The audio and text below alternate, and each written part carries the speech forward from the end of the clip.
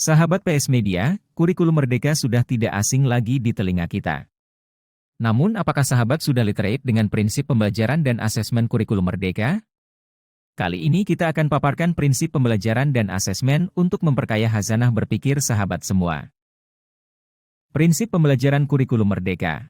Pembelajaran merupakan proses interaksi antara murid, guru, dan sumber belajar pada suatu lingkungan belajar. Prinsip pembelajaran pada kurikulum merdeka adalah sebagai berikut. 1. Pembelajaran dirancang dengan mempertimbangkan tahap perkembangan dan tingkat pencapaian murid, sesuai dengan kebutuhan belajar, serta mencerminkan karakteristik dan perkembangan murid yang beragam. Dengan demikian, pembelajaran menjadi bermakna dan menyenangkan. Misalnya, pada awal tahun pelajaran, guru berusaha mencari tahu kesiapan belajar murid dan pencapaian sebelumnya.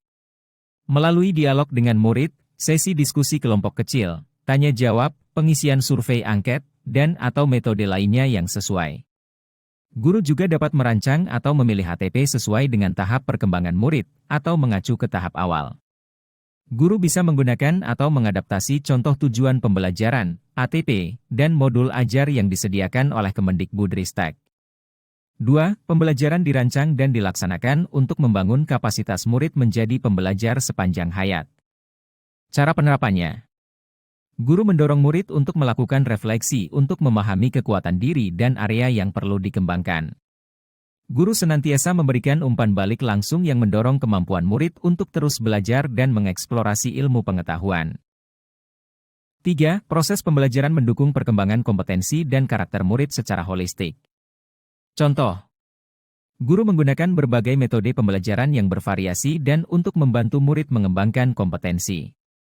Misalnya, belajar berbasis inquiry, berbasis project, berbasis masalah, dan pembelajaran terdiferensiasi. Guru merefleksikan proses dan sikapnya untuk memberi keteladanan dan sumber inspirasi positif bagi murid. 4. Pembelajaran yang relevan, yaitu pembelajaran yang dirancang sesuai konteks, lingkungan, dan budaya murid, serta melibatkan orang tua dan komunitas sebagai mitra. Misalnya, guru menyelenggarakan pembelajaran sesuai kebutuhan dan dikaitkan dengan dunia nyata, lingkungan, dan budaya yang menarik minat murid. Guru merancang pembelajaran interaktif untuk memfasilitasi interaksi yang terencana, terstruktur, terpadu, dan produktif antara guru dan murid, sesama murid, serta antara murid dan materi belajar. 5. Pembelajaran berorientasi pada masa depan yang berkelanjutan. Contoh. Guru berupaya untuk mengintegrasikan prinsip kehidupan keberlanjutan atau sustainable living pada berbagai kegiatan pembelajaran dengan mengintegrasikan nilai-nilai dan perilaku yang menunjukkan kepedulian terhadap lingkungan dan masa depan bumi. Misalnya menggunakan sumber daya secara bijak, hemat air, listrik, dan lain-lain, serta mengurangi sampah. Guru memotivasi murid untuk menyadari bahwa masa depan adalah milik mereka, sehingga mereka perlu mengambil peran dan tanggung jawab untuk masa depan mereka.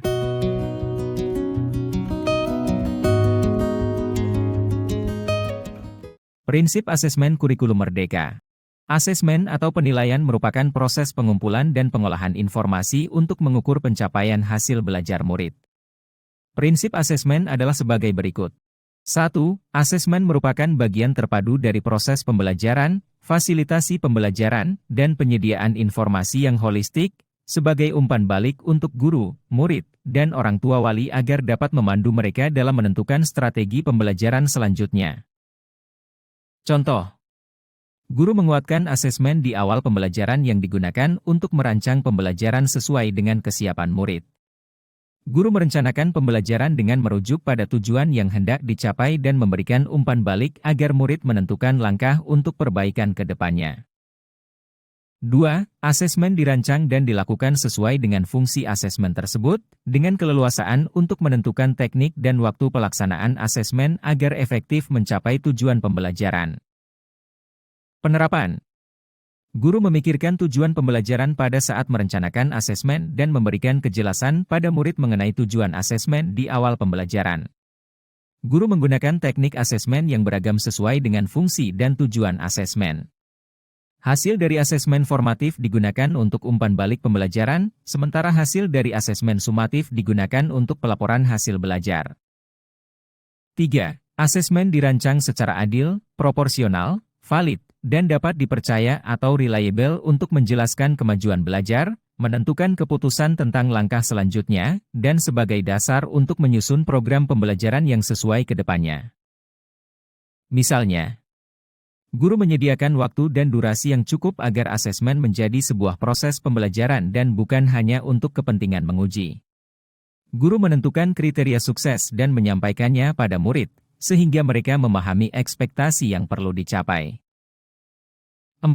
Laporan kemajuan belajar dan pencapaian murid bersifat sederhana dan informatif, memberikan informasi yang bermanfaat tentang karakter dan kompetensi yang dicapai, serta strategi tindak lanjut.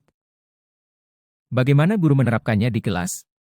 Guru menyusun laporan kemajuan belajar secara ringkas, mengutamakan informasi yang paling penting untuk dipahami oleh murid dan orang tua. Guru memberikan umpan balik secara berkala kepada murid dan mendiskusikan tindak lanjutnya bersama-sama, serta melibatkan orang tua. 5.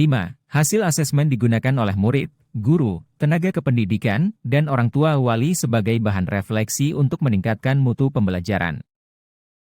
Misalnya, guru menyediakan waktu untuk membaca, menganalisis, dan melakukan refleksi hasil asesmen. Guru menggunakan hasil asesmen sebagai bahan diskusi untuk menentukan hal-hal yang sudah berjalan baik dan area yang perlu diperbaiki. Satuan pendidikan memiliki strategi agar hasil asesmen digunakan sebagai refleksi oleh murid, guru, tenaga kependidikan, dan orang tua untuk meningkatkan mutu pembelajaran. Sekian dulu jumpa kita kali ini. Semoga pemahaman sahabat tentang prinsip pembelajaran dan asesmen semakin baik dan mari kita tingkatkan literasi untuk pendidikan yang lebih bermutu. Salam perubahan.